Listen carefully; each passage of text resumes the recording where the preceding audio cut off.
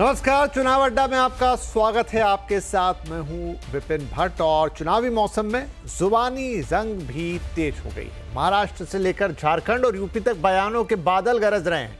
UP के मुख्यमंत्री योगी आदित्यनाथ के बटेंगे तो कटेंगे वाले बयान पर सियासी घमासान छिड़ गया है। पीएम मोदी इसे एक हैं तो सेफ हैं तक ले गए। योगी के बयान ने चुनावी माहौल में इंडिया गठबंधन की मुश्किलें भी बढ़ा दी। कांग्रेस अध्यक्ष मल्लिकार्जुन खड़गे ने इस बयान को आधार बनाते हुए योगी पर निशाना साधा और उनकी वेशभूषा पर सवाल खड़े कर दिए। खड़गे ने योगी की तुलना आतंकवादी से की। बीजेपी ने खड़गे के बयान को लेकर सियासी बवाल खड़ा कर दिया। यूपी में योगी के नारे के जवाब में समाजवादी पार्टी और बहुजन समाज पार्टी ने पोस्टर लगवा दिए। तो महाराष्ट्र में देवेंद्र फडणवीस वोट जिहाद का राग पहले से ही उन्होंने छेड़ रखा है। ऐसे में सवाल यह है कि बटेंगे तो कटेंगे और एक हैं तो सेफ हैं जैसे नारों से कैसा चुनावी माहौल बन रहा है। आज चुनाव अड्डा में इसी पर करेंगे चर्चा, लेकिन पहले ये रिपोर्ट। यहाँ तो सन्यासी कपड़े डालते हो, गेरुआ डालते हो, पॉलिटिक्स से बाहर हो जाए। मैंने कहा था ना कि बटोगे तो कटोगे। महाराष्ट्र, झारखंड और उत्तर प्रदेश तीनों राज्यों में चुनावी माहौल गरमाया हुआ है। कुछ दिन पहले यूपी के सीएम योगी आदित्यनाथ ने बटेंगे तो कटेंगे, एक रहेंगे तो नेक रहेंगे का नारा दिया था। किसी को नहीं पता था कि योगी के इस नारे की गूंज पूरे चुनावी दंगल में सुनाई देगी। कांग्रेस के अध्यक्ष मल्लिकार्जुन खड़गे ने योगी पर जवाबी हमला कर दिया है। उनका गेरुआ कपड़े पहनते हैं और सर पे बाल भी नहीं रखते। तो ऐसे एक नेता है जो बीजेपी ने पैदा किए। एक तरफ गेरुआ कपड़े डालते हो, दूसरों को उपदेश करते हो, बटेंगे तो कटेंगे बोलते हो। खड़गे के बयान पर हंगामा हो गया। बीजेपी ने खड़गे के बयान को लेकर कांग्रेस पर हमले तेज कर दिए। सनातन धर्म में साधु सन्यासी क्या पहनेंगे, इसको कांग्रेस पार्टी कैसे परिभाषित कर सकती है, जो भ्रष्टाचार के आकंठ दलदल में डूबी है, तुष्टीकरण की राजनीति में डूबी हुई है। और सनातन धर्म पर जब जब हमले हुए हैं, कांग्रेस पार्टी ने हमेशा ऐसे लोगों को प्रमोट करने का काम किया है। बीजेपी के हमले खड़गे को रोक नहीं पाए। उन्होंने एक कदम आगे जाकर योगी की तुलना आतंकवादी से कर दी। बटेंगे तो कटेंगे, ये साधु का काम है, नाथपंथ का काम है। अगर ये काम कोई टेररिस्ट बोल सकता है, आप नहीं बोल सकते। आप एक मठ के एक व्यवस्थापक हो। योगी ने भी झारखंड में पहले चरण के चुनाव प्रचार के आखिरी दिन बटेंगे तो कटेंगे वाले बयान को और हवा दे दी। उन्होंने एक और सेफ रहने की बात कही। बटे थे तो अपमान अयोध्या में झेलना पड़ा था, बटे थे तो अपमान काशी में झेलना पड़ा था, बटे थे तो मथुरा में अपमान झेलना पड़ा था, बटे थे तो बहन और बेटियों की इज्जत के साथ खिलवाड़ के रूप में अपमान झेलना पड़ा था, और बटे थे तो कटे थे। और इसीलिए मैं आपसे कहने के लिए आया हूं, एक रहेंगे सेफ रहेंगे, एक रहेंगे नेक रहेंगे। इधर योगी की तर्ज पर पीएम मोदी ने भी एक हैं तो सेफ हैं का नारा बुलंद कर रखा है। उन्होंने कांग्रेस पर समाज को बांटने की साजिश करने का आरोप लगाया। कुछ लोग समाज को जाति में, धर्म में, भाषा में, ऊंच और नीच में, स्त्री और पुरुष में, गांव और शहर में न जाने किस प्रकार से टुकड़े टुकड़े टुकड़े में बांटने की साजिश चल रही है। हमें सबने मिलकर के ऐसे कारनामों को पराजित करना ही होगा। उत्तर प्रदेश में भी उपचुनाव है, इसीलिए वहां भी बटेंगे तो कटेंगे का नारा काफी जोर शोर से चल रहा है। इसके जवाब में सपा और बसपा ने पोस्टर वॉर छेड़ दिया है। लखनऊ में सपा के दफ्तर के बाहर पोस्टर लगाया गया है जिसमें लिखा था कि अली भी हैं, बजरंग बली भी हैं। संघ पीडीए के एकता की टोली भी है, जिसे देख विरोधियों में मच गई खलबली भी है। वहीं बसपा कह रही है कि बीएसपी से जुड़ेंगे तो आगे बढ़ेंगे और सुरक्षित भी रहेंगे। एक मुख्यमंत्री का जो आचरण होता है और वो भी एक साधु सन्यासी हैं, तो मर्यादा के बीच बात करें तो अच्छा होगा। इधर महाराष्ट्र में देवेंद्र फडणवीस ने वोट जिहाद का मुद्दा उठा रखा है। अब वो वोट धर्म युद्ध की बात कर रहे हैं। हम लोगों ने पिछले चुनाव में वोट जिहाद देखा। एक प्रकार से उनके सारे धर्मस्थलों के ऊपर बैनर लगे, पोस्टर लगे, कस्में दिलाई गई और लोगों को वोटिंग के लिए बाध्य किया गया और कहा बस एक ही चीज करनी है, मोदी जी को हराना है, ये कहकर एक वोट जिहाद किया गया। हम लोग थोड़े सोए हुए थे, इसलिए कई जगहों पर हम लोगों को मात खानी पड़ी, लेकिन अब वोट जिहाद का जवाब वोट के धर्म युद्ध से हमको देना है। सवाल यह है कि बटेंगे तो कटेंगे और एक हैं तो सेफ हैं जैसे नारों से बीजेपी हिंदू वोट को बांटने से रोक पाएगी? क्या ये नारे विपक्षी दलों के जाति और मुस्लिम कार्ड की काट हैं? महाराष्ट्र में वोट जिहाद के जवाब में बीजेपी किस वोट धर्म युद्ध की बात कर रही है? क्या पूरे चुनाव में दोनों पक्ष घोर ध्रुवीकरण के रास्ते पर हैं? और अगर ऐसा हुआ तो इससे किसे फायदा होगा? तो नारों का बाजार गर्म है, बटेंगे तो कटेंगे, एक हैं तो सेफ हैं से लेकर तमाम चीजें इस समय हैं और सभी राजनीतिक पार्टियां उस पर अपनी अपनी बात कह रही हैं, अपने अपने पक्ष रख रही हैं। चुनाव का माहौल है, चुनाव का मौसम है, तो ये बातें एकदम आश्चर्य भी नहीं करती हैं। खैर चलिए चर्चा की शुरुआत करते हैं। आज चर्चा में हमारे साथ शामिल हो रहे हैं बीजेपी के प्रवक्ता राजीव पांडे, कांग्रेस की प्रवक्ता महिमा सिंह, सत्य हिंदी के फाउंडर आशुतोष, वरिष्ठ पत्रकार हर्षवर्धन त्रिपाठी और वरिष्ठ पत्रकार विजय त्रिवेदी। आप सभी का बहुत बहुत स्वागत है। तो चलिए शुरुआत महिमा जी मैं आपसे करता हूं। खरगे साहब ने आपत्ति उठाई, लेकिन जितना मुझे याद पड़ता है योगी आदित्यनाथ का ये बटेंगे कटेंगे करीब 2-1 महीने या उससे भी ज्यादा वक्त से चल रहा है। इसके पोस्टर्स लगे, ये उन्होंने कहा अलग अलग जगह पे, लेकिन इस वक्त खरगे जी को वो इतना आपत्तिजनक क्यों लगा? अब जाके उन्होंने ये बात की। ये बात फिर पहले दिन होनी चाहिए थी। जय हिंद। आपने आज इस चर्चा को उठाया है, वो चर्चा आज महाराष्ट्र और झारखंड के साथ साथ पूरे देश भर में गर्म है विपिन जी, क्योंकि तमाम समाचार पत्रों में हमने देखा कि विज्ञापन छापे गए भाजपा के द्वारा और खरगे जी ने न सिर्फ इस बात को उठाया है बल्कि एक सवाल पूछा है भाजपा से कि आखिर आपकी मुंह में राम बगल में छुरा की राजनीति कब तक चलने वाली है। आप इसे तथ्यों के साथ देखिए। आप देखिए कि झारखंड के एक गांव में जब योगी आदित्यनाथ पहुंचते हैं तो उनके स्वागत के लिए दर्जनों बुलडोजर भाजपा के झंडे उन पर फहरा रहे हैं। ये योगी जी के स्वागत के लिए दर्जनों बुलडोजर खड़े हो जाते हैं। क्या इस तरह का जो स्वागत है उसकी अनुमति हमारा चुनाव आयोग देता है? क्या इस तरह का जो स्वागत है, क्या इस तरह के बुलडोजर जस्टिस जिसका खंडन मुख्य न्यायाधीश करते हुए गए अपने रिटायरमेंट पर, क्या इस तरह की बुलडोजर का जो प्रोत्साहन है उस पर कांग्रेस पार्टी को या किसी भी जिम्मेदार पक्ष को चुप बैठ जाना चाहिए? उसी के साथ साथ हेमंत बिस्वा शर्मा ने अपनी चुनावी रैलियों के अंदर बोला, इसी चुनाव के दौरान चुनाव आयोग जो है वो मूक दर्शक बनकर देखता रहा कि इस देश को मुल्लों की जरूरत नहीं है। जो समाचार पत्रों के अंदर आप विज्ञापन देख रहे हैं, जिसकी बात मैंने अभी उठाई, उस विज्ञापन के अंदर यदि आप देखें तो आपको तमाम वेशभूषाएं मिलती हैं, लेकिन एक समूह विशेष की वेशभूषा आपको नहीं मिलती। ये वही समूह विशेष है जिसको बुलडोजर का डर दिखाया जा रहा है, जिसे हेमंत बिस्वा शर्मा कह रहे हैं कि उनकी इस देश को जरूरत नहीं है। ये वही हैं जिन्हें अनुराग ठाकुर ने मंच से कहा था कि गोली मारो सालों को। तो इसलिए ये जो विभाजनकारी राजनीति है, जिसके लिए अजित पवार ने भी टोक दिया भाजपा को और ये कहा महाराष्ट्र के अंदर आपका ये विभाजनकारी जो तरीका है नहीं चलेगा, उसी के विरुद्ध कांग्रेस आज चेता रही है भाजपा को, क्योंकि ये जो जहर है समाज के अंदर, जिसके कारण आरएसएस को बैन करने का काम सरदार पटेल ने किया था, उस जहर को आज चुनाव आयोग की देखरेख में फैलाया जा रहा है इस देश में। इसीलिए खरगे जी ने पूछा कि ये मुंह में राम बगल में छुरा की राजनीति कब तक करते रहेंगे आप?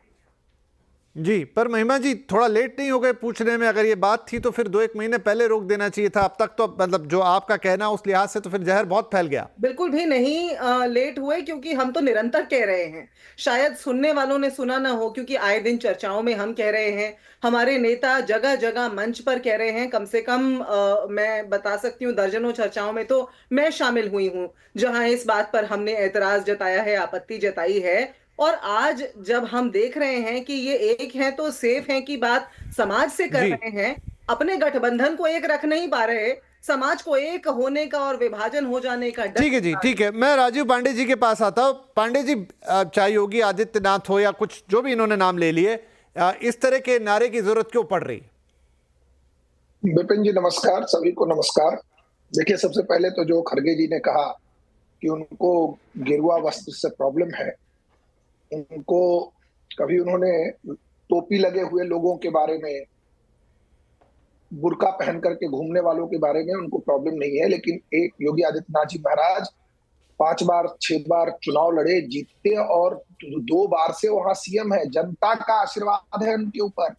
ऐसे लोग हमारे यहाँ कहावत है, हाथी चले बाजार कुत्ता भूखे हजार। तो योगी जी हाथी हैं, वो चलते रहेंगे, लोग जिनको जो बोलना है वो बोलते रहे। पहली तो ये बात है। दूसरी बात, हमारी बहन ने कहा कि बुलडोजर जस्टिस, सर बुलडोजर विकास का भी प्रतीक है। अगर कहीं कूड़ा कचरा है तो उसको हटाने के लिए, जल्दी से हटाने के लिए और जल्दी से तेजी से काम करने के लिए बुलडोजर का महत्व है। तो बुलडोजर जो है ना, बुलडोजर जस्टिस आप क्यों देखते हैं? आप ये देखिए कि बुलडोजर जो है ना, वो डेवलपमेंट, आज आपके टाइम में 4 किलोमीटर सड़क एक दिन में बनती थी, आज 31-32 किलोमीटर सड़क बन रही है, उसमें बुलडोजर का योगदान है। उन्होंने कहा कि आरएसएस को बैन किया, श्रद्धेय पटेल साहब ने आरएसएस को उठाया। बैन किसने उठाया ये भी आपके चैनल पे बता दें। हिस्ट्री पर चले गए, आज का चुनाव देखे तो अंबेडकर जी की ही बात मान लेते कि पॉपुलेशन ही एक्सचेंज करवा लेते। तो ये सब बात है। अब मैं आपके सवाल पे जवाब पे आता हूं। आपने कहा कि इसकी क्या जरूरत पड़ी। देखिए, ऐसा है, भाजपा तो सबका साथ, सबका विकास, सबके विश्वास में बिलीव करती है। भाजपा के जो विरोधी हैं, चाहे वो राजनीतिक दल हो या सो कॉल्ड इंटेलेक्चुअल्स हो, वो भाजपा का विरोध जो करते हैं वो इन सब मुद्दों पर करते हैं।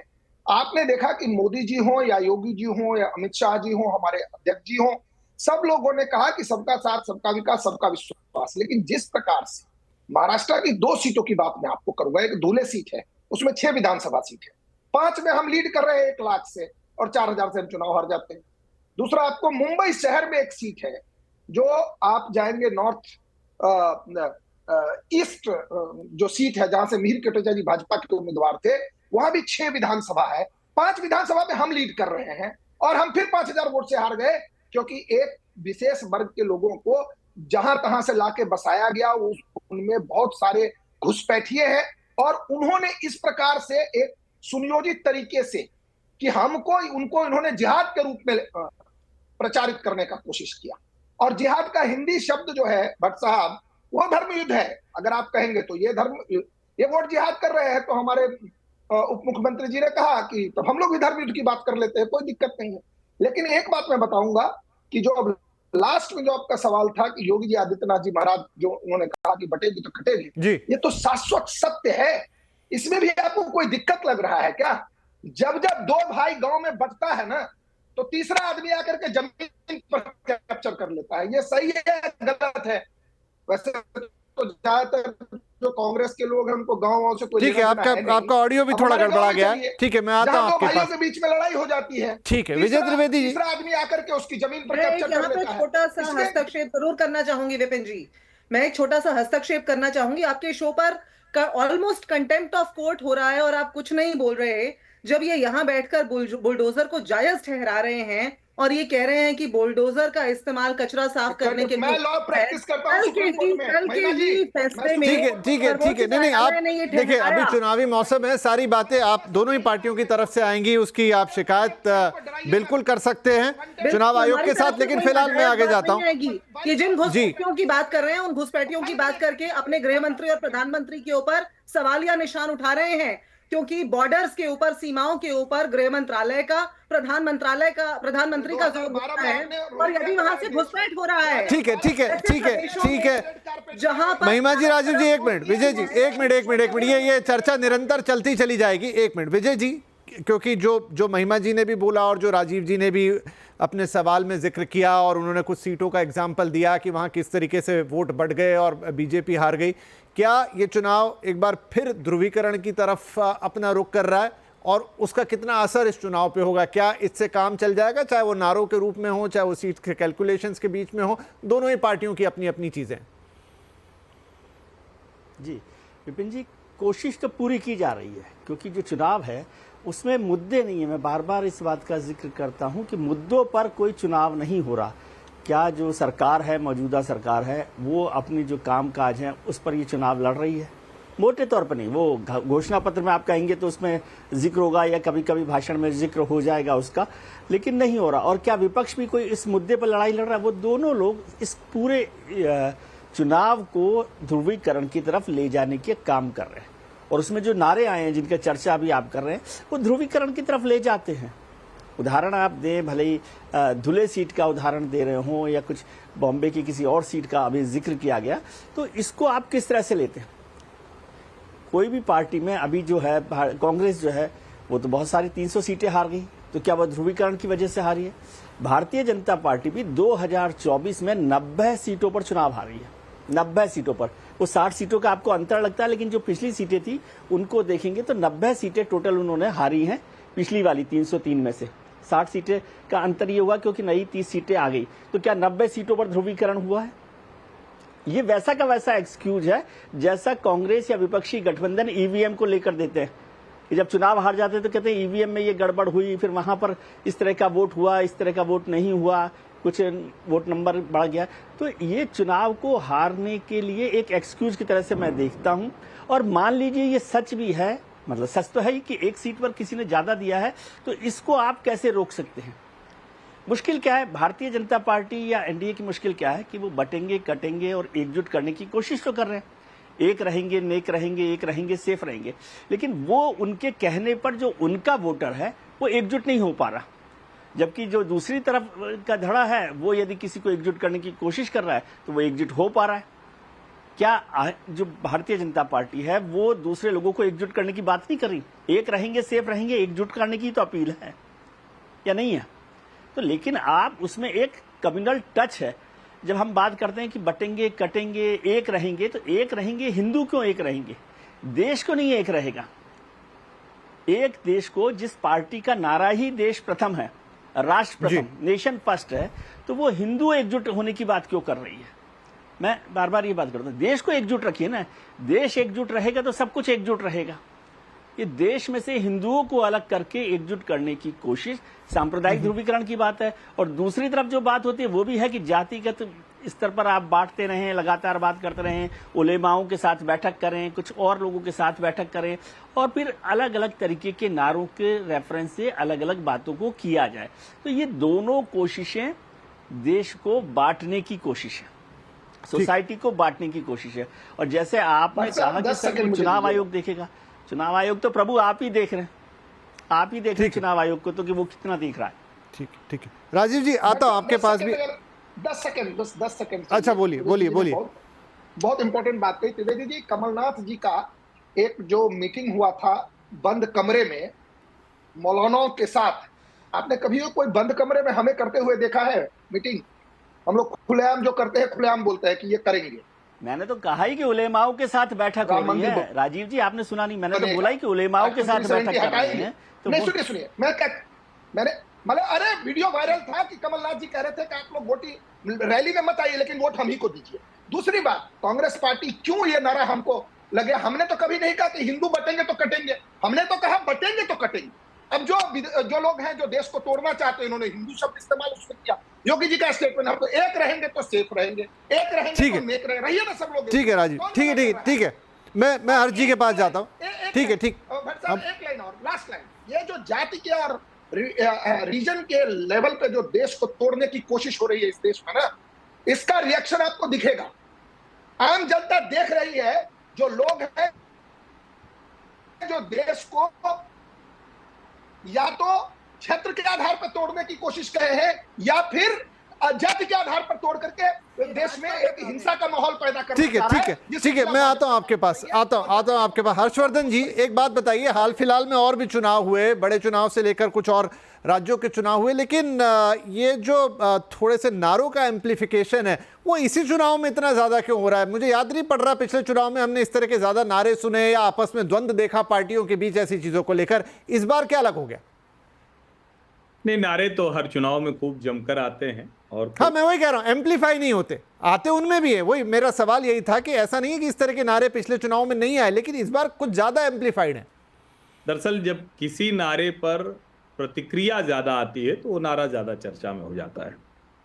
अब सवाल ये है कि क्या प्रतिक्रिया वाला नारा कोई ऐसा आया जो मूल नारे पर कुछ भारी पड़ा हो, तो अभी तक तो नहीं दिखा है।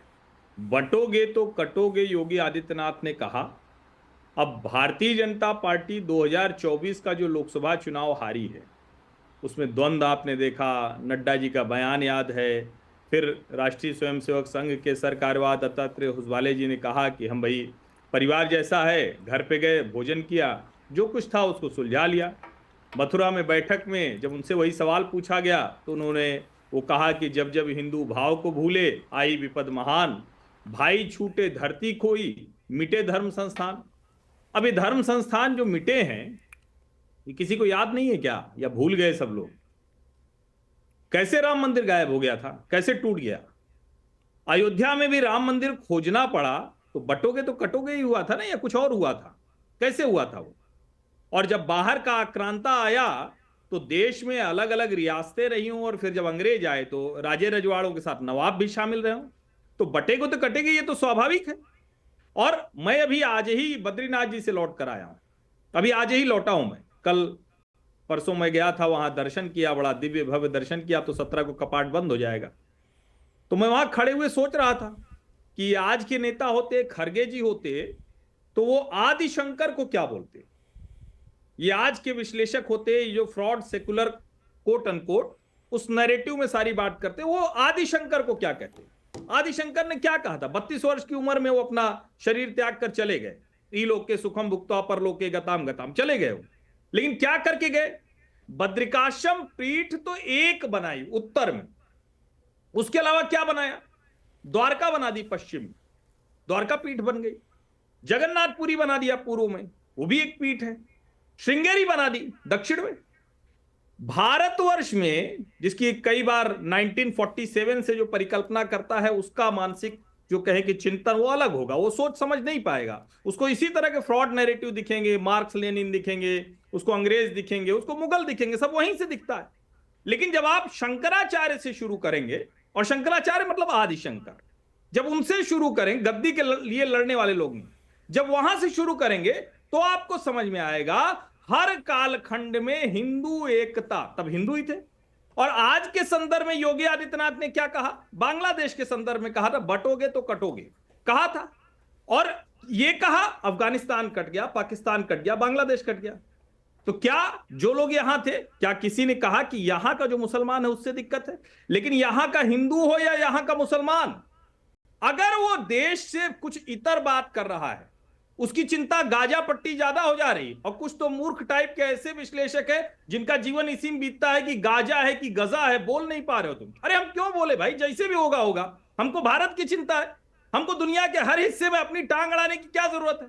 और बटोगे तो कटोगे यही काम करता है, जब भारत की उपलब्धियों पर चिंता और दुनिया में कहीं कुछ हो तो यहां जश्न, ये बटोगे तो कटोगे है।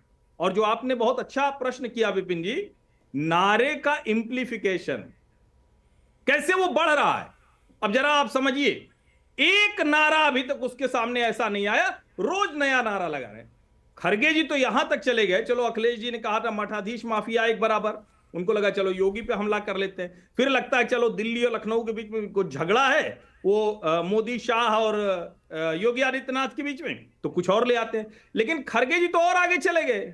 खरगे जी ने कह दिया भैया ये तो कोई भी जो भगवा पहन के क्यों राजनीति करते हो, मतलब कपड़ा भी सफेद रंग का पहनो, भाले कितने काले कारनामे करो, कितने कुकर्म कर, कपड़ा सफेद पहनो, बढ़िया लकालक एकदम नील टिनो पर डाल के, आजकल नहीं डालते हैं। तो मुझे लगता है कि देश अब इन चीजों को समझता है, और खड़गे जी वही हैं जिन्होंने कहा था अगर मोदी जीता तो सनातन का वर्चस्व हो जाएगा। और प्रियांक खड़गे ने क्या कहा था वो भी याद कर लीजिए, इनके साथी हैं डीएमके वाले, उन्होंने क्या। तो मुझे लगता है राजनीति जब वहां से आप देखेंगे तब आपको समझ में आएगा कि बटोगे तो कटोगे का नारा क्यों इस तरह से दिख रहा है, और उसको दूसरी तरह से देखने का नजरिया हो सकता है, देखना भी चाहिए, देश तो बटा ही है। डरेंगे तो मरेंगे भी। अब ये खड़गे जी ने बोला है, किसी और ने बोला, मेरे को थोड़ा क्लियर नहीं है, लेकिन उन्होंने ही शायद अपनी स्पीच में इसके ऊपर बोला है। अब वो कितना एम्पलीफाइड हुआ नहीं हुआ। महिमा जी कुछ कहना चाह रही थी, लेकिन महिमा जी मैं आऊंगा आपके पास भी, अभी तो है समय हमारे पास काफी, लेकिन उससे पहले आशुतोष जी, क्या योगी आदित्यनाथ की बात के साथ साथ उन्हें आतंकी कहना या उनके कपड़ों पे जाना या उनके साधु संप्रदाय पे जाना, खड़गे साहब ऐसा करके कांग्रेस को बैकफुट पर ले गए? देखिए विपिन जी, एक बात तो समझना पड़ेगा, सबसे पहले हमें यह समझना पड़ेगा कि बांट कौन रहा है और काट कौन रहा है। ये हजारों साल से कौन बांट रहा था जातियों के आधार पे? कौन अपने प्रभुत्व को स्थापित कर रहा था? कौन अपने वर्चस्व को स्थापित कर रहा था? और कौन मोहन भागवत के शब्दों में 2000 साल तक पशुओं से बदतर जिंदगी दे रहा था? इस पर भी तो चर्चा हो जाए किसी दिन ना। भाई मेरी बात मत मानिए, मोहन भागवत की बात मान लीजिए। उन्होंने तो साफ तौर पे कहा कि 2000 साल तक हमने जानवरों से, पशुओं से ज्यादा बदतर व्यवहार किया एक खास तबके के साथ। तो बांट कौन रहा था? वो कौन लोग थे जो ये कहते थे कि अगर आप वेद की पढ़ोगे तो कान में शीशा डाल दिया जाएगा? वो कौन लोग थे जिन्होंने दलितों के कमर में झाड़ू लगा दिया था कि चलते समय आप झाड़ू से साफ करते रहिए कि पीछे से जो लोग आ रहे हैं वो अपवित्र ना हो जाए? ये कौन शुद्धतावादी लोग थे? इस पे चर्चा नहीं करते। और क्यों इस नारे की जरूरत पड़ रही है कि बटेंगे तो कटेंगे? क्यों? इसलिए क्योंकि खड़गे साहब हैं कौन? खड़गे साहब कांग्रेस पार्टी के प्रेसिडेंट हैं, लेकिन खड़गे साहब इस देश के बहुत गणमान्य दलित नेता भी हैं। इस देश के दलितों, पिछड़ों की एक पीड़ा है। उस पीड़ा पर जब भी वो अपना दुख दर्द बांटना चाहते हैं तो उनको कहा जाता आप जातिवादी हैं, आप बांटने की बात करते हैं, और उनके नेताओं को बेइज्जत करने का काम किया जाता है, सामाजिक तौर पर भी, राजनीतिक तौर पर भी। और अगर आपको यकीन ना हो तो जिस भाषा का इस्तेमाल मुलायम सिंह यादव, अखिलेश यादव, लालू प्रसाद यादव, काशीराम, मायावती और खड़गे की जिक्र किया जाता है, आप डिक्शनरी उठा के देख लीजिए, आपको अंदाजा हो जाएगा। ये जो सामाजिक विभाजन जो हजारों साल से इस देश के अंदर चल रहा है, जब तक उस सवाल को एड्रेस नहीं किया जाएगा जिसकी ओर बाबा साहब अंबेडकर ने कहा था मैं पैदा तो हिंदू हुआ हूं लेकिन मरूंगा नहीं हिंदू। वो कौन सी पीड़ा थी जिसकी वजह से बाबा साहब अंबेडकर को अपनी मृत्यु के कुछ साल पहले हिंदू धर्म छोड़कर बौद्ध धर्म से एक्सेप्ट करना पड़ा था?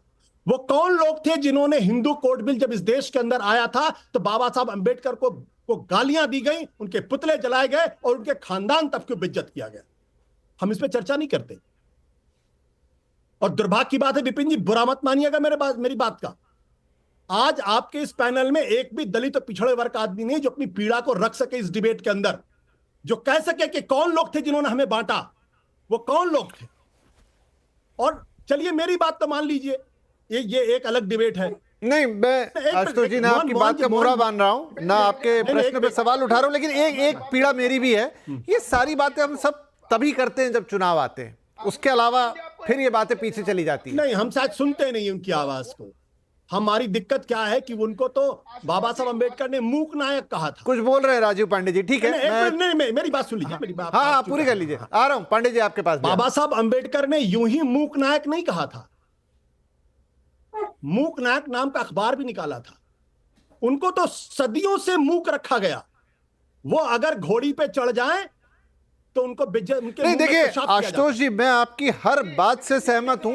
तो दलित हो, वंचित हो, सबको सबके हक मिलने चाहिए। जो भी पास में हुआ, पास का तो हम ज्यादा कुछ नहीं कर सकते, लेकिन प्रेजेंट की बात। लेकिन दुख ये है कि ये सारी बातें, ये सारे मुद्दे चुनाव के इर्द गिर्द आते हैं, उसके बाद ये सो जाते हैं। देखिए विपिन जी, मैं फिर आपकी बात को कंटेस्ट कर रहा हूं। ये हम जो अपर कास्ट के लोग हैं उनके लिए ये चुनावी मुद्दा होता है। दलित पिछड़ों के लिए ये पिछले आजादी के बाद और उसके पहले से लगातार एक मुद्दा है। वो नहीं, मुद्दे से मैंने इनकार नहीं किया सर, मैं बात कर रहा हूं कि उसकी बात कब होने आती है। हम बाबा साहब अम्बेडकर को सुनना नहीं चाहते, हम काशीराम को सुनना नहीं चाहते, हम मायावती को सुनना नहीं चाहते, हम पेरियार को सुनना नहीं चाहते, हम ज्योतिबा फुले को सुनना नहीं चाहते। हम नहीं सुनना चाहते क्योंकि हमने एक अपनी दुनिया बना लिया। देखिए हम ये नहीं आशुतोष जी, हम ये बातें क्यों कर रहे हैं, हम ये बातें, ये डिबेट्स, क्योंकि माध्यम यही है तो बात मैं ये करूंगा। अच्छा ठीक है, पहले राजीव पांडे जी, हाँ बोलिए। देखिए ऐसा है कि कांग्रेस प्रवक्ता से ज्यादा जो बांटने काटने पर आशुतोष जी कांग्रेस का पक्ष रख रहे हैं, बहुत बहुत धन्यवाद उनको। उन्होंने कहा अंबेडकर जी की बात कर रहे हैं, अंबेडकर जी को चुनाव बीजेपी ने हराया, कांग्रेस पार्टी ने हराया। जो बात ये कर रहे हैं कि 1000 साल से अत्याचार हुआ, मैं बिल्कुल सहमत हूं। मैं आशुतोष जी के बात सही सहमत हूं कि अत्याचार हुआ। क्या आज किसी की हिम्मत है कि अत्याचार करे? जब 1000 साल तक इस्लामिक शासन था इस देश में, उस समय अत्याचार की पराकाष्ठा हुई। यही लोग कहते हैं ना कि 1000 साल तक मुसलमानों का राज था हिंदुस्तान में और 250 साल तक अंग्रेजों का राज्य था। राज्य किसका? अभी आशुतोष जी रुक जाए, आपने बहुत सारी बातें की। आप आशुतोष जी पुराने, आज क्या, मैं बिहार से आता हूं, बिहार में हो या उत्तर प्रदेश में सबसे ज्यादा इसकी समस्या थी। हमने, हिंदू समाज ने इसको एक्सेप्ट किया, इसीलिए राष्ट्रीय स्वयंसेवक संघ ने समरसता मंच चलाया। अंबेडकर जी जब चुनाव लड़े तो दंतोपंत ठेंगड़ी जी उनके साथ थे और नेहरू जी उनको चुनाव हराने और आशुतोष जी के जैसे समर्थक लोग उनको चुनाव हराने का काम किया। पहली बात। जहां तक बात है, आप अंबेडकर जी की बात करिए। अंबेडकर जी ने बिल्कुल हिंदू धर्म छोड़ दिया, लेकिन आशुतोष जी ये बताए ना कि उन्होंने फॉरेन रिलीजन को तो रिजेक्ट कर दिया। उन्होंने कहा हम भारतीय धर्म को ही अपनाएंगे। मैं एक्सेप्ट करता हूं कि हमारे अंदर गलतियां थी, हम उसके सुधार के लिए काम कर रहे हैं, लेकिन उन्होंने जिस रिलीजन को 1000 साल और 200 साल शासन करने का मौका मिला भारत में, इस दोनों रिलीजन को बाबा साहब अंबेडकर ने रिजेक्ट किया। और भारत का संविधान ठीक से पढ़ेंगे तो आपको पता चलेगा कि बाबा साहब ने हिंदू, बौद्ध, सिख और जैन को एक यूनिट बनाया। बाबा साहब जानते थे कि हम सब लोग एक हैं, ठीक है, हम एक रहेंगे तो बटेंगे नहीं, ठीक है। मुझे लगता है कि हर्षवर्धन जी ने थोड़ा इतिहास की तरफ मोड़ दिया। हम अपने बातें अच्छी हो रही हैं, लेकिन अभी विपिन जी देखिए, राजीव जी ने मेरे ऊपर हमला किया, जाहिर सी बात है मुझे उसका जवाब देना पड़ेगा। नहीं, हमला बातचीत हो रही, किसी ने किसी पे हमला नहीं किया महाराज। I have right to रिबट।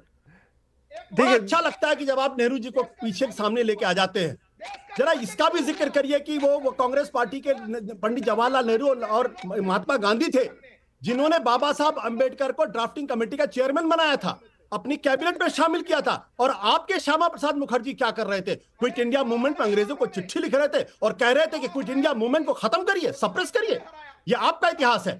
तो जहां तक, और आप तो एक इतिहास का एक पहलू देखते हैं, आप इमरजेंसी का जिक्र करेंगे, इस बात का जिक्र नहीं करेंगे कि इंदिरा गांधी ने पाकिस्तान के 2 टुकड़े करा दिए थे, एक सर्जिकल स्ट्राइक करके। आप बड़े चलिए, मुझे लग रहा है कि हम दूसरी तरफ निकल जाएंगे सर जी। ये किसी और दिन बैठेंगे, बातचीत करेंगे। विपिन जी ये बात ठीक नहीं है, क्योंकि मेरे ऊपर राजीव जी ने हमला किया जब मैं बोला। तो आपने जवाब दे दिया ना आशुतोष जी, आपने जवाब। और कुछ बोलना चाहते हैं? आप देखिए, मुझे भी बोलने का हक है, और मैंने एक ऐसा सवाल खड़ा कर दिया है जो किसी भी, मुझको जोड़ते हुए, वो किसी भी अपर कास्ट को बुरा लगता है जब मैं इस बात को कहता हूं।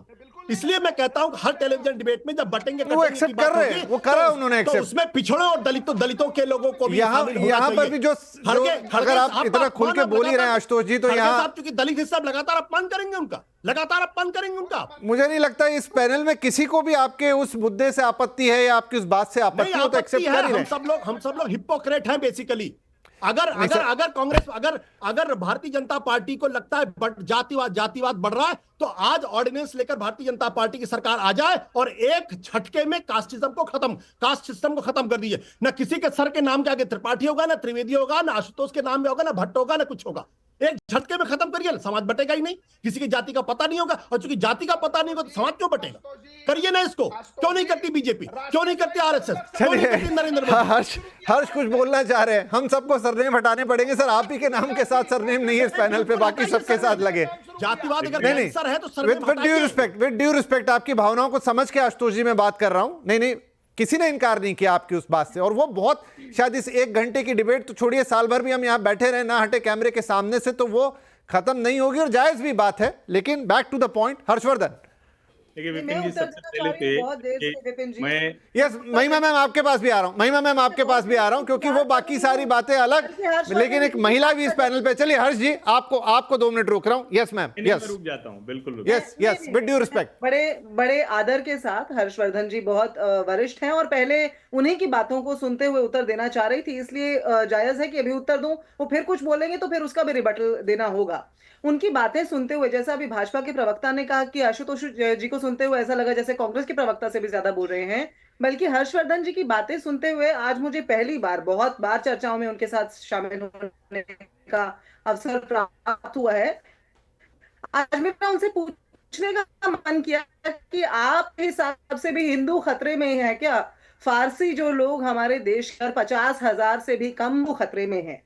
जिस हिंदू धर्म के अंदर जो आरएसएस है या जो हिंदूवादी संस्थान है, वो ये मानते हैं, मनुस्मृति में कहा गया है कि दलितों का सृजन ब्रह्मा जी के पैरों से हुआ और जो है ब्राह्मण का मुख से हुआ उनके। और उसी प्रकार हिमंत बिस्वा शर्मा ने तो ट्वीट करके कहा भी था कि दलितों का तो धर्म ही है सवर्णों की सेवा करना। इसके ऊपर बहुत ज्यादा समय जाया ना करके आपको वर्तमान में ले आती हूँ। अभी पिछले सप्ताह की घटना है मध्य प्रदेश की। आपने बोला विपिन जी की वर्तमान की हम बात नहीं कर रहे। मध्य प्रदेश के अंदर कितने 2 दशकों से ज्यादा 25 साल हो जाएंगे कि भाजपा का शासन है। मध्य प्रदेश के अंदर एक दलित महिला के पति की मृत्यु हो जाती है और वहां अस्पताल के अंदर उसको कोई रिलीफ देने के बजाय उससे उस रक्त के धब्बों को, अपने पति के खून के धब्बों को साफ करवाया जाता है। सीमा पात्रा का वो उदाहरण आपको याद होगा, भाजपा की नेता है, अपनी जो घर में काम करने वाली महिला थी, दलित महिला, उनसे जीभ से अपने घर का फर्श साफ करवाती थी। आपको 2 किताबें भी रेकमेंड कर देती हूं मैं। एक सुधीश मिन्नी की किताब है और एक भंवर मेघवंशी, दोनों कर सेवक रहे हैं, अपने टीनेज में आ गए थे संघ के अंदर और पूरी पूरी उम्र निकालने के बाद दोनों ने किताब लिखी। जहां भंवर मेघवंशी ने लिखा कि I could not be a Hindu, वहां सुधीश मिन्नी ने किताब लिखी है sellers of the inferno, translation है अंग्रेजी में, मूलतः लिखी गई है मलयालम के अंदर।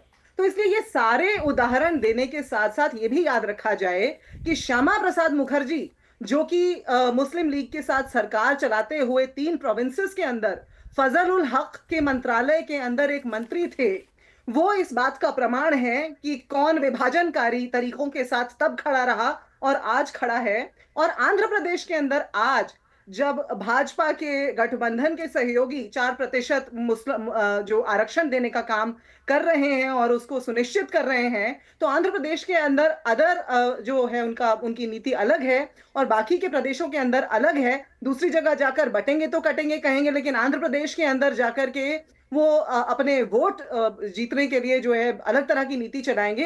ये दोहरा चरित्र है भाजपा का। लेकिन फिर भी भाजपा के प्रवक्ता जब बोलते हैं तो फिर वो इस तरह से बोलते हैं कि जैसे बिल्कुल पाक साफ दामन लेकर के राजनीति कर रहे हैं, जबकि उनका इतिहास, वर्तमान गवाह है जी। आने वाले भविष्य को रक्त रंजित करने का काम भाजपा कर रही है। भाजपा के हवाले से हो रहा है, प्रधानमंत्री गृह मंत्री के हवाले से हो रहा है। चलिए, अब आपने कहा था कि मैं हर्ष जी की बात कहूंगी अब, लेकिन उंगली उठ गई है राजीव पांडे साहब की। हर्ष जी भी बोलना चाहेंगे। हर्ष जी के पास पहले जाता हूं, फिर ब्रेक के बाद राजीव जी आपके पास आऊंगा। ठीक है, कोई बात। देखिए विपिन जी, मैं तो पहले ये कहूंगा कि मेरे तो पीछे ये लगी हुई है और मैंने तो ये पूरी पुस्तक पढ़ डाली, इसका नाम है मनुस्मृति। तो मैं ये कहूंगा कि महिमा जी बताएं कहाँ यहाँ लिखा हुआ है कि मुख से और पैर से, वो जरा बताएं मुझे। मैं चाहूंगा कि डिबेट के अंत तक खोज के बता दें। नंबर 1। मैं चाहती हूं कि उस डिबेट में महिमा जी देखिए, मैं बोला नहीं। महिमा जी देखिए, आप अच्छी डिबेटर हैं तो अच्छा होगा, मैं शांति से सुन रहा था तो मैंने बता दिया। आप अच्छे से खोज लीजिए, कहीं से आप अपनी टीम को बोल दीजिए, वो खोज के मुझे बताइएगा डिबेट के अंत तक। अब दूसरा, ये कहा गया कि श्यामा प्रसाद मुखर्जी को भी शामिल किया गया। अब तथ्य के तौर पर थोड़ा दुरुस्त रहना चाहिए। 1929 में श्यामा प्रसाद मुखर्जी किस पार्टी के जरिए बंगाल लेजिस्लेटिव काउंसिल में आए थे? कांग्रेस के जरिए। जो श्यामा प्रसाद मुखर्जी के पिताजी सर आशुतोष मुखर्जी किस पार्टी से जुड़े हुए थे? कांग्रेस से जुड़े हुए थे। दरअसल तथ्यों को इस देश के एक बड़े वर्ग ने तोड़ा मरोड़ा। और अब तीसरा पॉइंट आपको याद दिलाता हूं, बड़ा जरूरी है, छोटा सा है। इस डिबेट में जो आशुतोष जी, उनको भी स्क्रीन पर लाइए। आशुतोष जी नहीं दिखेंगे तो मेरी बात अच्छी नहीं लगी, उनको दिखाइए जरा, वो इस बात को सुने जरा। उन्होंने कहा कि सबके नाम के आगे से हटाओ, त्रिवेदी, त्रिपाठी, पांडे, जो नाम है, सिंह, जो भी नाम है हटाओ। आशुतोष जी ने यह कहते हुए क्या कहा? पंडित जवाहरलाल नेहरू। सोचिए जरा आप, जो टीवी की डिबेट में कह रहे हैं कि सबके नाम से सरनेम हटाओ, जिन जवाहरलाल नेहरू जी ने कभी अपने को पंडित की तरह व्यवहार नहीं किया, पंडित की तरह वेशभूषा नहीं रही, पंडित की तरह कुछ भी नहीं किया, मंदिरों में नहीं जाते रहे, उस तरह से कोई वो काम नहीं कहते थे कि भाई हमारा ये काम नहीं, और ठीक है अगर वो इस पर स्पष्ट थे, वही कहते थे कि हमारा अपना तरीका है। राजेंद्र प्रसाद जी गए, वो नहीं गए सोमनाथ मंदिर की जीर्णोद्धार में। उसमें जब पंडित जवाहरलाल नेहरू करने की कोशिश होती है, और ये जब जब जिस समय पर हुआ, तो यही वाला भ्रम पाल के हिंदुओं को बांटने काटने जोगेंद्र नाथ मंडल जी चले गए थे पाकिस्तान। तो भैया जो लोग अभी इस वक्त चुनाव अड्डा देख रहे हो ना, तो जोगेंद्र नाथ मंडल को टाइप कीजिए और पढ़िए कि क्या हुआ, तब आपको समझ में आएगा कि डॉक्टर भीमराव अंबेडकर क्यों बौद्ध रहे, क्यों मुस्लिम नहीं हुए।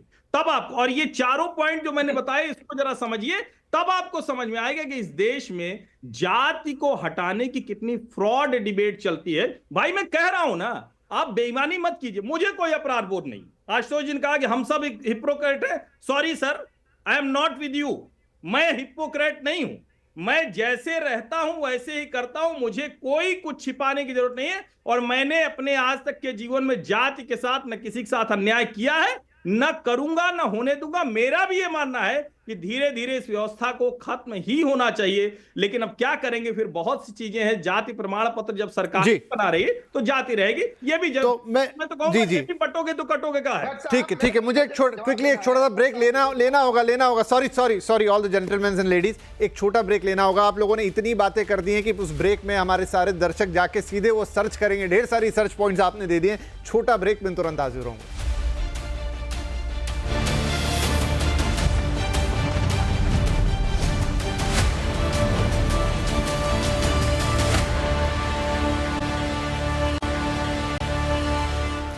Welcome back. चुनाव अड्डा में आज बात हो रही है नारों की, चाहे वो बटेंगे तो कटें, एक हैं तो सेफ, और उसके इर्द गिर्द और बहुत सारी बातें हुई। अच्छी बात ये दिखाया जाए पूरा पैनल कि आज एक बड़ा एलीट और बड़ा इन डेप्थ नॉलेज वाला पैनल है, जिसको इतिहास की काफ़ी अच्छी जानकारी है, न सिर्फ जानकारी बल्कि उनको तथ्य याद हैं। तमाम हमारे स्पीकर्स वो तथ्य बैक टू बैक रख रहे हैं, बहुत अच्छी बात है। लेकिन बस इतना हो गया कि इसमें हमारी जो मूल डिबेट थी थोड़ी पीछे चली गई।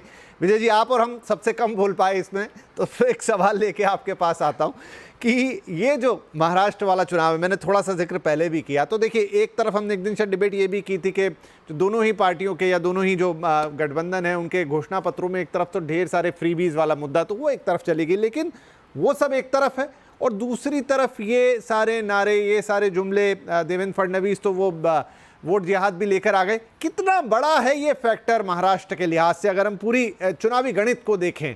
क्या बहुत ज्यादा बेवजह तो बातें नहीं हो जा रही ये वाली? नहीं, बिल्कुल नहीं विपिन जी, आप बहुत महत्वपूर्ण विषय पर चर्चा भी कर रहे हैं, और इस इशू को चर्चा करना चाहिए इस चुनाव में।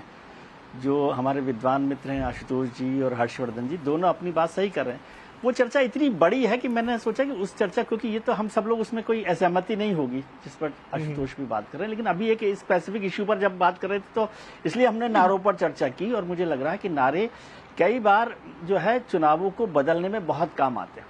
लेकिन एक चीज और मैं बताऊं आपको कि यदि हम पुरानी हिस्ट्री देखें, हमारी इलेक्टोरल हिस्ट्री, तो उसमें पहले पॉजिटिव नारे चलते थे। एक जय जवान जय किसान का था, एक गरीबी हटाओ का नारा था, और रिसेंटली एक नारा था अच्छे दिन आएंगे था, एक नारा था अब की बारी अटल बिहारी।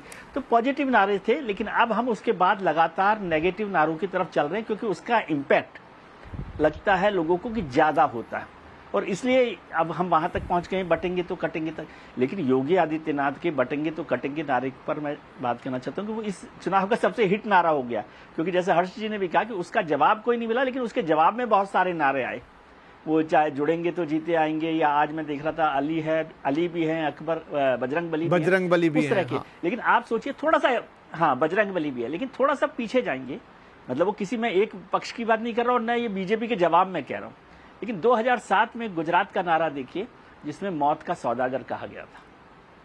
इतना बड़ा नारा पूरे हिंदुस्तान की हिस्ट्री में कभी नहीं आया होगा कि किसी को मौत का सौदागर कहा जाए। इस पर डिबेट हो सकती है कि कोई है कि नहीं है, लेकिन मौत का सौदागर कहा गया। और अभी रिसेंट आप देखेंगे 2019 का चुनाव, तो उसमें चौकीदार चोर है, वो भी नारा था। तो इसलिए ये जब अब क्या है, हम लोग एक पक्ष से रहते हैं। आज बात हुई कि खरगे साहब का आपने जिक्र किया कि उन्होंने योगी जी को आतंकवादी कहा, कोई भी इसको स्वीकार नहीं करेगा। लेकिन 4 दिन पहले भी याद कीजिए विपिन साहब कि राहुल गांधी को भारतीय जनता पार्टी के इस सरकार के एक मंत्री ने राहुल आतंकवादी है कहा था, याद है आपको? तो ये क्या हो रहा है कि अब हम इस रेस में इतना आगे बढ़ गए कि कौन किससे ज्यादा नीचे गिरना चाहता है, कौन आगे जाना चाहता है, और अब इश्यूज पर हम चर्चा नहीं करते क्योंकि 2.5 साल में जो सरकार ने काम किया है, क्या उनको लगता है, उनको भरोसा नहीं होता कि उस पर वो जीत पाएंगे। 2.5 साल में विपक्ष ने ऐसी तैयारी नहीं की है कि वो सोचे कि भाई इस सरकार के खिलाफ हम कोई ऐसी बड़ी ताकत के साथ लड़ाई लड़ सके। तो नेगेटिव जो नारे हैं उसके भरोसे चुनाव जीतने की कोशिश की जा रही है। अब वो कितना सफल होगा कितना नहीं होगा ये तो अलग देखा जाएगा जब चुनाव नतीजे आएंगे। वैसे ही वो इतना कॉम्प्लेक्स चुनाव है कि मेरे को कई बार लगता है कि वो रायता फैलाना की मुहावरे को अब कोई नए तरीके से गढ़ना पड़ेगा। महाराष्ट्र का चुनाव उसमें उससे भी ज्यादा कठिन हो गया है। लेकिन चुनावों में नारों का असर बहुत होता है। एक नारा आप याद होगा कि जात पर न पात पर मोहर लगेगी हाथ पर इंदिरा जी की बात पर, वो नारा भी बहुत हिट हुआ था। तो नारों से एक मूवमेंट बनता है और आप एक इलेक्शन को डायरेक्शन में ले जाते हैं, जो बीजेपी ने कोशिश की है। ये बटेंगे तो कटेंगे का जो नारा है वो उनका जो वोटर है उसको एकजुट करने, उसको कंसंट्रेट करने और एक साथ लाकर किसी एक मैसेज के साथ जोड़ने का नारा है। कितना सफल होगा मैं इसकी गारंटी नहीं दे सकता, इसके बारे में नहीं कह सकता, लेकिन नारे आपको एक डायरेक्शन देते हैं, एक डायरेक्शन दे रहे हैं नारे। अब उसके जवाब में कोई नारा दूसरा आएगा तो वो हो सकता है कुछ और डायरेक्शन पड़ेगा। हाँ जी राजीव जी, महिमा जी, आप दोनों के पास आने वाला हूं तो एक एक करके क्रमशः आता हूं। महिमा जी आपने अभी काफी बोला, अभी आपने जवाब दिया, तो मैं राजीव जी के पास पहले जा रहा हूं। छोटे छोटे जवाब ही लेंगे क्योंकि अब ब्रेक के बाद थोड़ा कम समय रहता है। राजीव जी, नारे एक तरफ, आपके मैनिफेस्टोज भी आए, वो फ्रीबीज की भी एक डिबेट चल गई एक तरफ, लेकिन बहुत सारे ज़मीनी मुद्दे भी हैं क्योंकि तकलीफ़ों की कमी नहीं रहती जीवन के अंदर। अभी भी हम डेवलपिंग से डेवलप की तरफ जा रहे हैं, तो बहुत सारे ऐसे इश्यूज हैं जिन्हें हमें एड्रेस करना होता है। इन सब चीज़ों के बीच कहीं वो चीज़ें खो जाती हैं क्या? विपिन जी बिल्कुल नहीं। देखिए मैं आपको एक बात बताता हूँ, महाराष्ट्र में जो हमने काम किया 5 साल पहले देवेंद्र जी की सरकार थी और 2.5 साल जो हमारी सरकार अभी थी, जिसमें एकनाथ शिंदे जी मुख्यमंत्री और 2 deputy chief minister Ajit Dada Pawar साहब और देवेंद्र जी थे। हमने जो काम किया है ना, वो 23 तारीख को आपको उसका रिजल्ट दिखेगा। मैं उत्तर प्रदेश के चुनाव में कई बार मेरे हिसाब से हमारे जो तीनों जो वरिष्ठ पत्रकार हैं उनके साथ था, मैं कहता था कि अगर हमने काम नहीं किया है तो हम उत्तर प्रदेश चुनाव हार जाएंगे। मैं आज आपके चैनल पे बात कह रहा हूं, हमने जो काम किया है महाराष्ट्र में, वो जाकर के आप मुंबई आइए और केवल मुंबई घूम लीजिए, आधा घंटा आपको पता चल जाएगा। 40 साल से अटल सेतु रुका हुआ था, मोदी जी ने फाउंडेशन स्टोन डाला, उद्घाटन कर दिए। Delhi Mumbai corridor, Samruddhi Mumbai Pune, coastal road, greenfield airport, मतलब अगर मैं बात करूं कि जो काम हमने किया है उसको अगर आप देखें किस प्रकार से ये विषय है।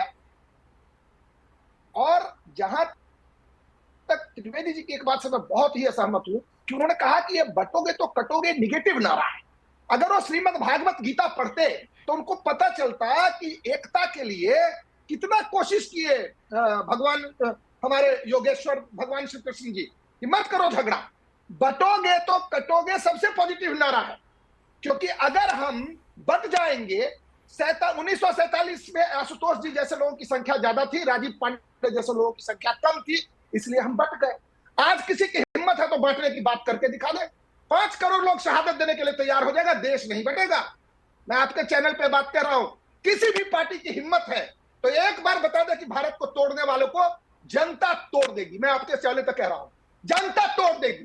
क्या उस समय बीजेपी पार्टी थी 1947 में,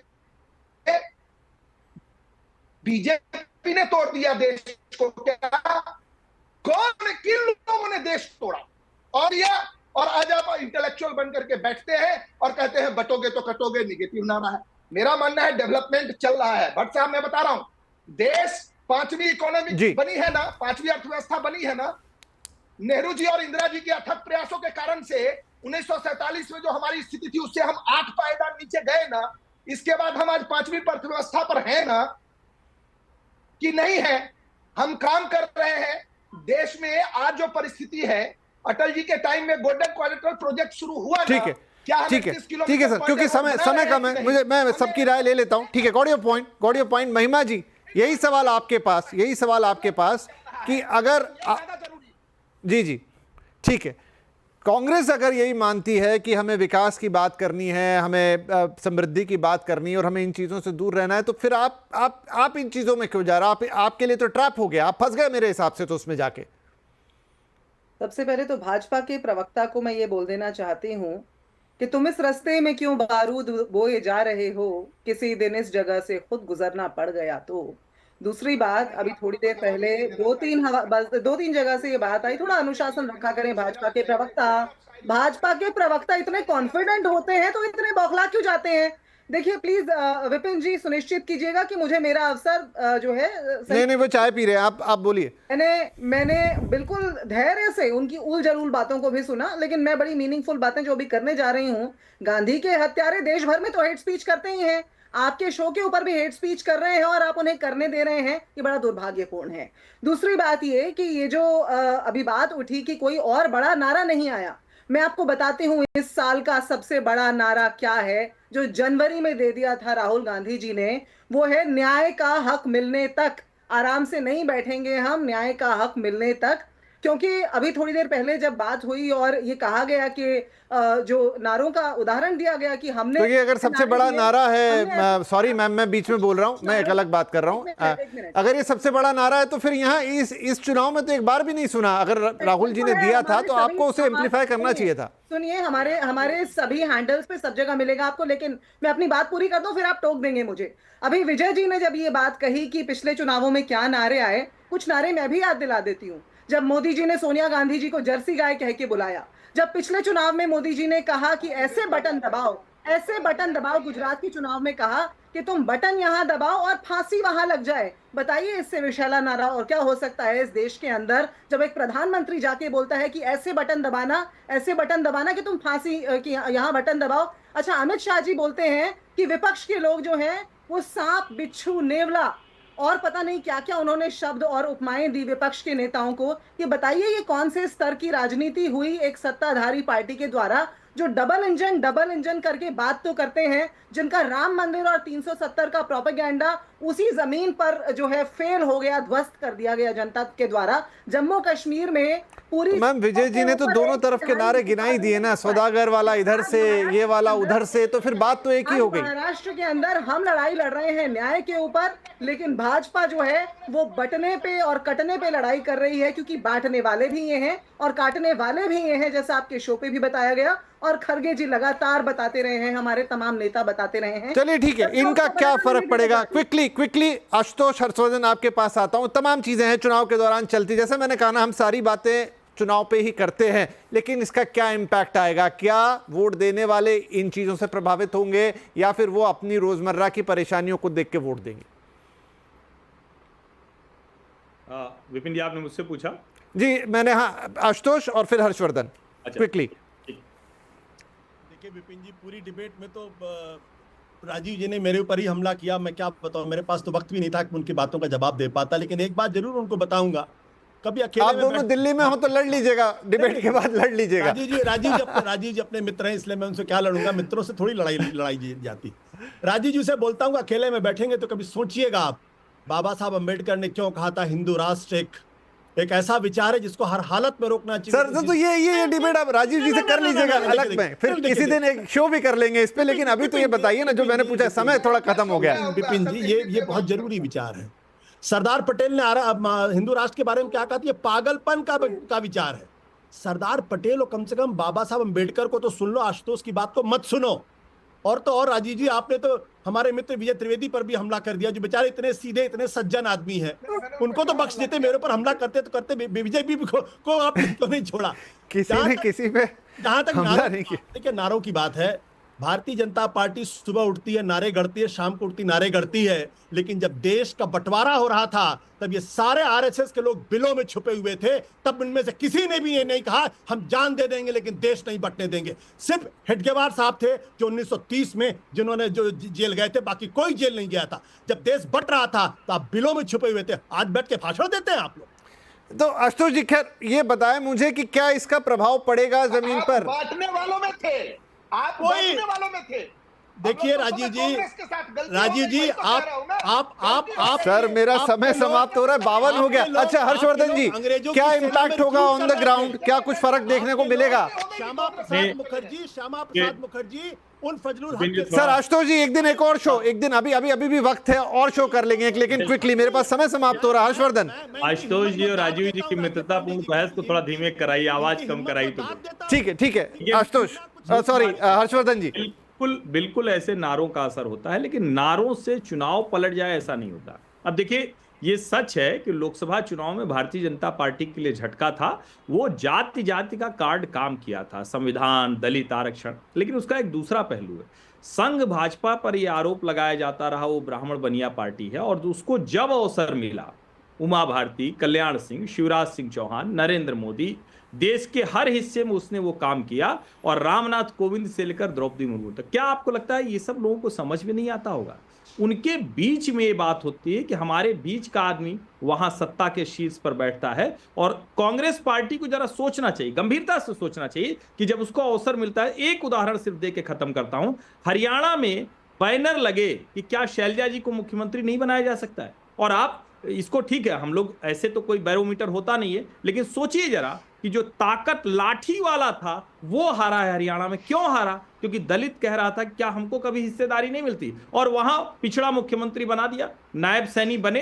देखिए ठीक है, आप लोकसभा चुनाव में कहिए तो देखती है, पब्लिक देखती है, हमारे प्रतिनिधि। ठीक है हर्ष जी, मेरा समय क्योंकि बिल्कुल ही समाप्त हो गया। मैं भी अंत में यही कहूंगा कि पब्लिक देखती है। देखिए बहुत सारी चीजें होती हैं चुनाव में, महाराष्ट्र चुनाव में तो बहुत ही हो रही हैं, ऊपर से इतने मुकाबले हैं, इतने अंतर्द्वंद हैं, किसी के लिए कुछ भी कहना मुश्किल है। लेकिन शायद इसीलिए सभी पार्टियां सभी तरह के जो भी पॉसिबिलिटीज़ हैं उनका इस्तेमाल कर रही हैं, चाहे वो नारे हों, फ्रीबीज हों, चाहे भाषण हों, चाहे वादे हों। देखना होगा आगे क्या होगा, लेकिन फिलहाल अभी और डिबेट्स होती रहेंगी चुनाव के पहले तक, थोड़ा सा वक्त बाकी है। फिलहाल आज आप सभी मेहमानों का बहुत बहुत धन्यवाद। नमस्कार।